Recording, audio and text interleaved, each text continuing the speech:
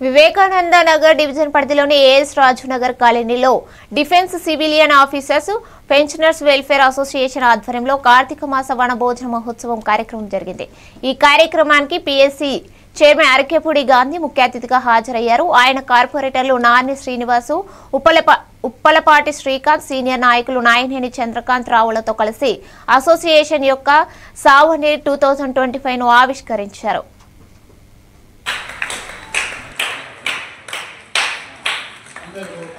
గాంధీ గారిని శ్రీ రాజశేఖర రెడ్డి గారు, శ్రీ ప్రసాద్ గారు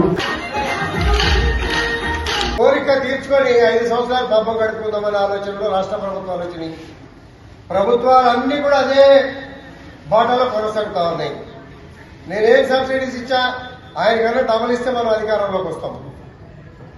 ఆర్థిక పరిస్థితులు, సంక్షేమం, ఆరోగ్యం, విద్య వీటి మీద కాన్సన్ట్రేషన్ కాదు, తాత్కాలిక అవసరాలకే ఇవాళ ప్రజలు టెంప్ట్ అవుతున్నటువంటి పరిస్థితుల్లో మరి సహజంగా తండ్రి అప్పులు చేశారు, బాధ్యత గల కుటుంబ సభ్యుడు ఏం చేశాడు, నాన్నగారు అప్పులు తీర్చాల్సిందే కదా, ఆస్తులు అమ్మైనా కూడా అకౌంట్ లో మీరు ట్యాక్స్ రూపంలో కట్టే డబ్బు ఆటోమేటిక్ గా ముందు అప్పు కట్ అయిపోతుంది, తర్వాత